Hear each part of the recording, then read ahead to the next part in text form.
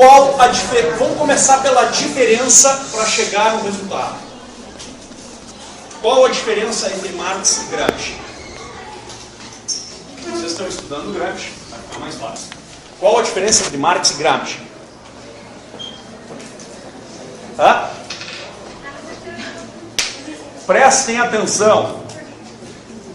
Para o Marx, hegemonia significa você tomar a superestrutura e a partir dela, a partir dessa tomada, você ou tomá-la por completo mediante uma revolução, luta de classes, ou você tomá-la mediante a progressividade do imposto de renda.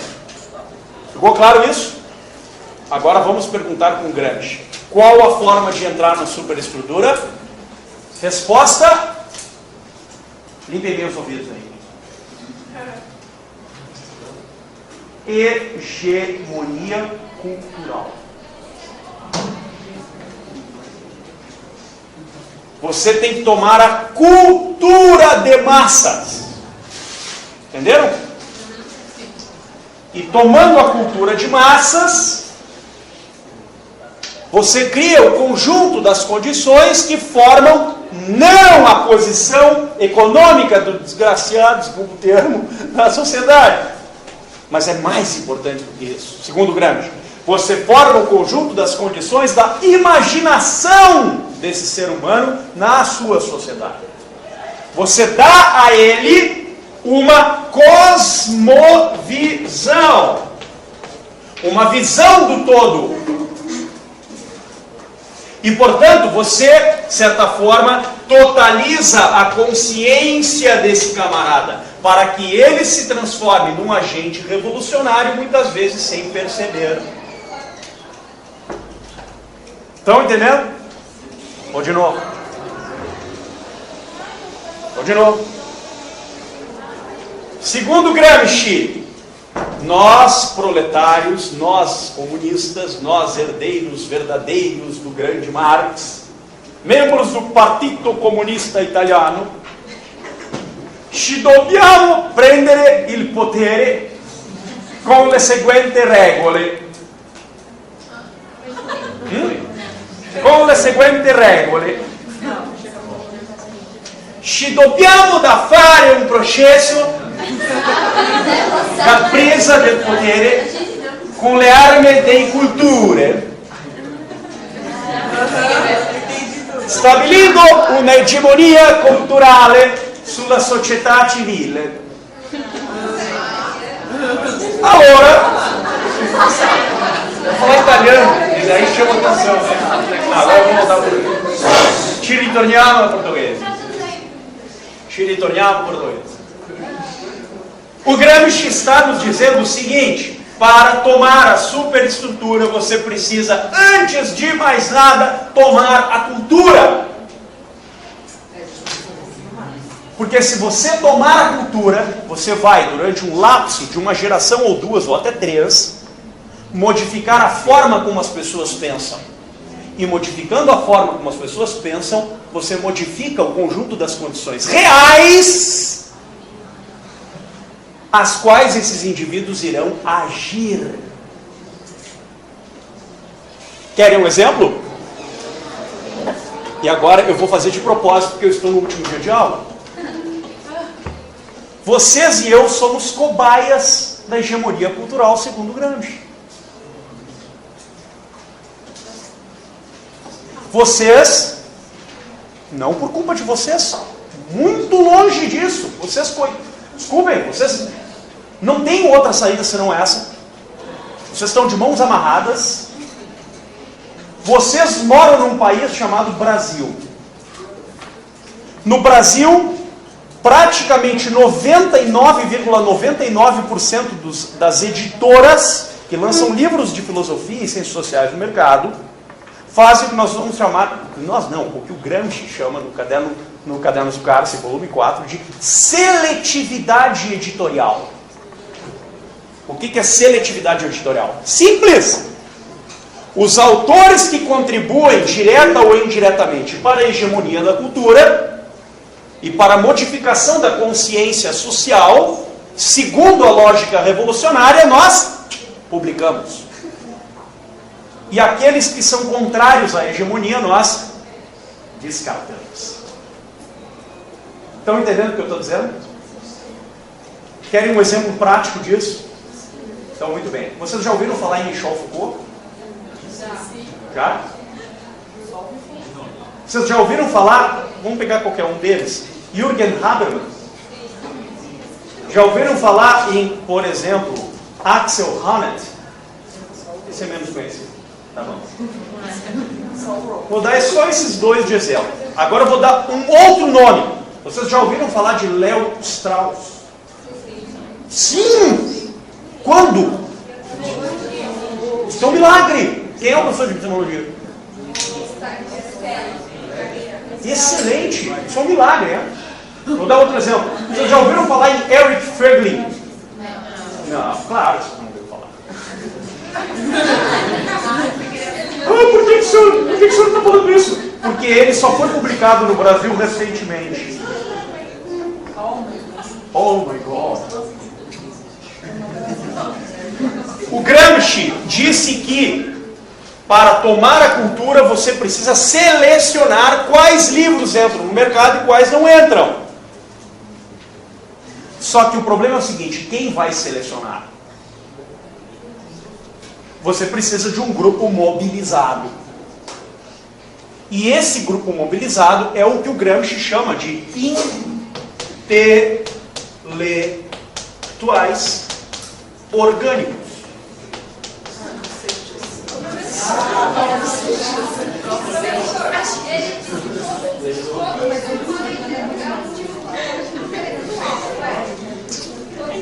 Todo ser humano. Só que tem um detalhe. Vocês não estão prestando atenção. Tem muita gente conversando paralelamente. O Gramsci é um autor fundamental para o nosso tempo. Quem não quiser prestar atenção, eu vou respeitar, mas eu vou pedir silêncio. Porque ele é um autor importante. O Gramsci disse que é necessário que em toda a sociedade, antes de fazer a revolução, você tome a sociedade na sua consciência, através de uma coisa chamada hegemonia. Que hegemonia? Hegemonia cultural. Quer dizer, antes de você chegar na superestrutura, você precisa já trabalhar na cultura para que as pessoas pensem e acordem com tudo o que você vai fazer. Então você precisa modificar a cosmovisão desses indivíduos. A consciência deles.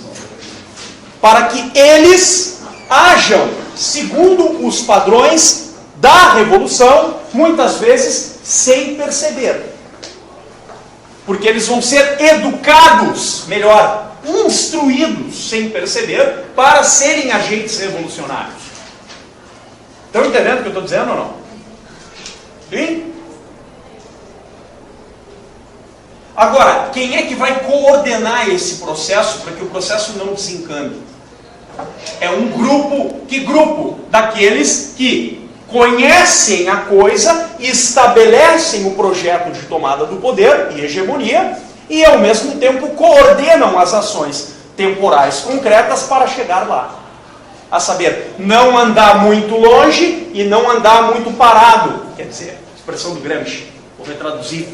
Não ir muito com excesso e também não faltar demais.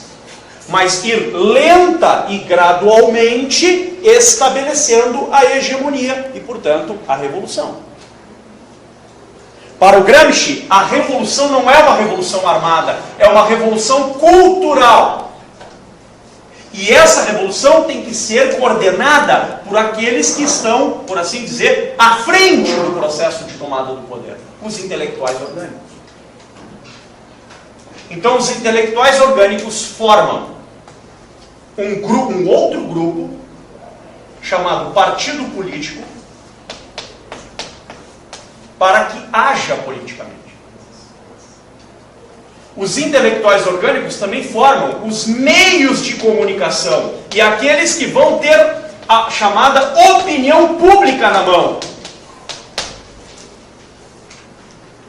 E os intelectuais orgânicos também formam a classe universitária para que ela, entre aspas, esclarecida, possa cada vez mais introjetar e formatar a hegemonia cultural num nível mais alto do que os dos meios de comunicação. Você tem ação política, ação social e ação intelectual coordenadas por um mesmo grupo. Estão entendendo o que eu estou dizendo? Então, na sociedade, é como se você tivesse uma pirâmide dividida em classes. O Marx dividiu em 2 andares. O Gramsci fez uma divisão bem maior. Ele foi colocando o indivíduo e também o que ele chamou de superestruturas, por assim dizer, impositivas. A saber, família, escola, igreja, sindicatos, partidos políticos, Estado e economia. E a revolução e a hegemonia não podem tomar de uma hora para outra a economia para mudar, modificar os meios de produção, como quis o Marx. A mudança não tem que vir de cima para baixo, diz o Gramsci, mas de baixo para cima. Você tem que primeiro destruir a família, depois destruir a verdadeira educação, depois destruir a igreja, depois destruir os sindicatos, a não ser o seu próprio, destruir os partidos políticos, a não ser o seu próprio, para que aí você tome o Estado. E tomando o Estado, você paulatinamente acabe com a oposição. E acabando com a oposição, você conquiste hegemonicamente a sociedade inteira. Destruir, você fala aniquilar? Aniquilar. É a própria família? A própria família. Porque a família, segundo o Gramsci, é uma estrutura moral burguesa. A moral cristã, que é a base da família, na civilização ocidental, para o Gramsci é uma moral burguesa.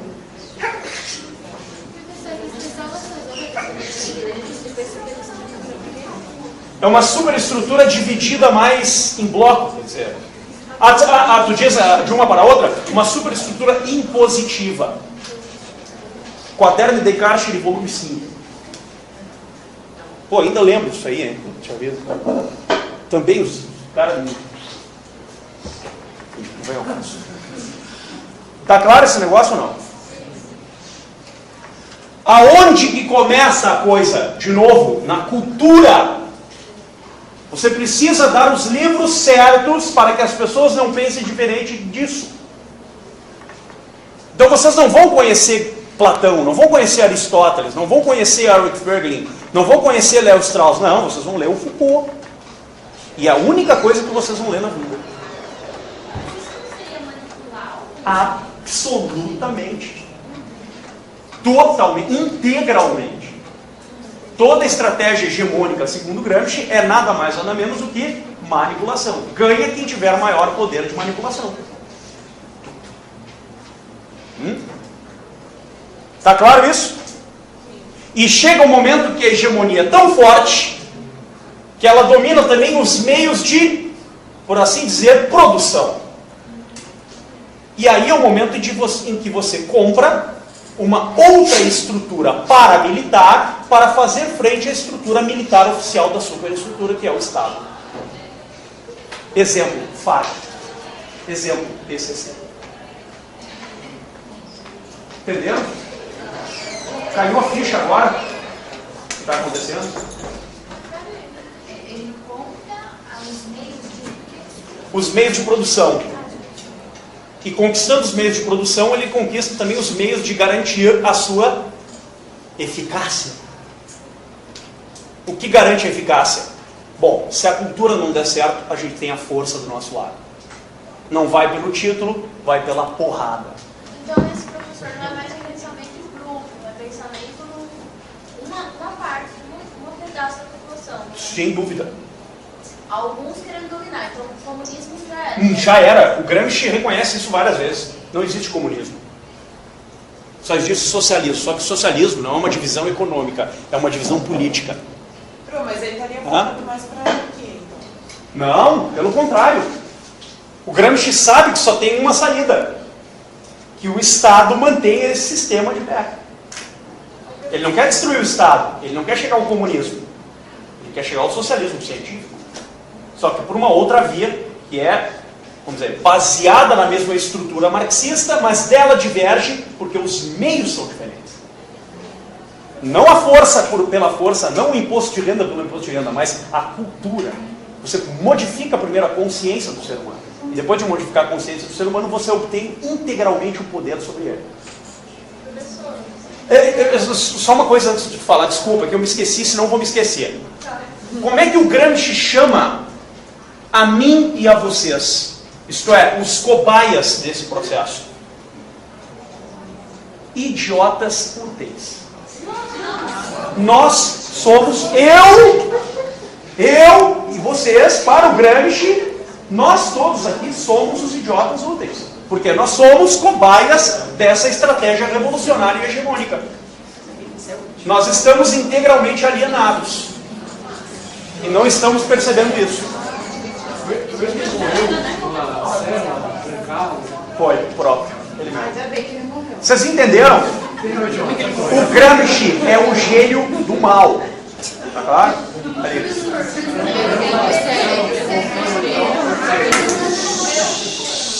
Não estou ouvindo nada. Você fala que ele segue a ideia de Marx por causa da teoria do Marx, ele também segue? Isso, essa é mais... Não, aí sim. Aí é mais um dos elementos. Ele também acredita na praxis, na transformação social, ele corrobora integralmente com essa tese. Só que a transformação social do Gramsci é uma transformação na consciência. E uma transformação na consciência é uma transformação na imaginação. E no conjunto da imaginação, no conjunto das condições da imaginação. O que é o conjunto das condições da imaginação? Cultura. Visão de mundo. Quer dizer, você não vai pensar diferente daquilo. Porque se você pensar, você vai ser um herege para a sociedade. Entendeu? Vai ser um outsider. Eu lembro até que o professor deu um exemplo de hoje em dia as pessoas usar celular. Por exemplo. Se alguém fala que o celular, ela está distraída da sociedade. Não, mas isso... O exemplo é bem cabido, tá certo? Para você entender a coisa. Mas dentro dessa estratégia gramsciana, não, é insignificante. O que importa mesmo é projeto de poder. Entendeu? Quer dizer, todo partido que assume-se como um partido gramsciano é um partido que tem um projeto de poder hegemônico. Tá claro? É um partido, atenção, que se preparou para entrar no poder, não para sair do poder. Quem mais? É isso? Entenderam o Gramsci ou não? Muito bem. Se vocês quiserem entender de fato como se obtém o poder, vocês têm que ler o livro do Gramsci. É muito bom. É ótimo que leia.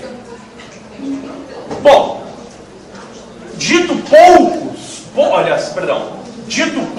a respeito da teoria gramsciana, exigiria uma análise muito mais bem elaborada da nossa parte. Isso aqui é só a introdução, de novo, ao pensamento do Gramsci. Eu vou entrar no terceiro autor e no segundo autor da tradição marxista, que é o Georg Lukács. Ouviram falar dele? Então vamos ver um pouquinho do Lukács.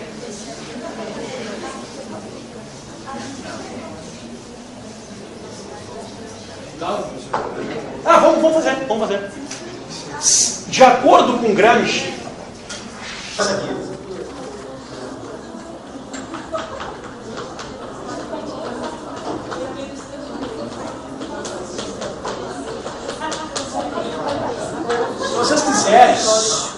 vocês quiserem, eu venho um sábado aí, entendeu? E aí dou uma aula só do Lucas. Bom, ditado do Gramsci, vamos lá. Por exemplo, tem um que eu não falei, mas seria muito importante que vocês estudassem, para aqueles que tiverem interesse em saber o que está acontecendo hoje, que é a questão da circular do silêncio. O que é a circular do silêncio na obra do Gramsci? É o meio mais eficaz de calar a boca daqueles que são opostos à hegemonia cultural. Exemplo, tudo que você está falando é uma besteira ou uma conspiração. Entendeu? Entenderam? Oi? Um exemplo real. Putz, são tantos, vamos pegar um. Vou te dar um exemplo que é bem chocante, né? Vai desagradar talvez pessoas aqui na sala, que a gente falar igual. Hoje existe uma campanha pela liberação das drogas em andamento. Só que essa questão tomou um corpo na opinião pública no seguinte sentido: você é ou contra ou a favor do comércio de drogas porque você acredita que usar drogas é ou um direito ou um estado de alienação. Não é assim que a questão é colocada na opinião pública? Só que tem um aspecto que ninguém falou ainda, que é o seguinte: quem é que vai dominar a produção de drogas e o comércio de drogas no Brasil, caso seja liberado? E aqui a gente chega num monopólio, e esse monopólio chama-se FARC. Entendeu? Então, para que esse direito, entre aspas, vingue, nós aceitaremos que existe um monopólio econômico que domina todos os meios de produção disponíveis a esse respeito. Alguém falou isso em alguma porra de um jornal, tipo Folha de São Paulo ou Estadão? Não. Por que que não falou? Porque se falar, amanhece morto. Vocês entenderam isso agora ou não? Estão gravando isso? Não tem problema, pode gravar porque não tem medo de morrer. Pode gravar. Ficou claro? Ou não? Então está aqui um exemplo. Você está entendendo? Tem outros vários exemplos que eu poderia dar. Agora. O processo inicialmente seria morto pelo fato de estar declarando uma coisa Que é evidente, mas que é proibida de ser dita. Por que é proibida de ser dita? Porque, de fato, aqueles que estão diretamente interessados na liberação de drogas não estão interessados em reconhecer um maldito direito. Eles estão interessados em obter grana com isso. Só que para isso eles precisam de um meio cultural. Qual o meio cultural? Dizer que usar drogas é um direito. E fazer aqueles que usam se tornarem ainda mais dependentes disso. E, portanto, comprarem este produto. Comprarem esse produto de quem? Deles. Torná-los mais ricos. Entenderam como é que são as coisas no mundo?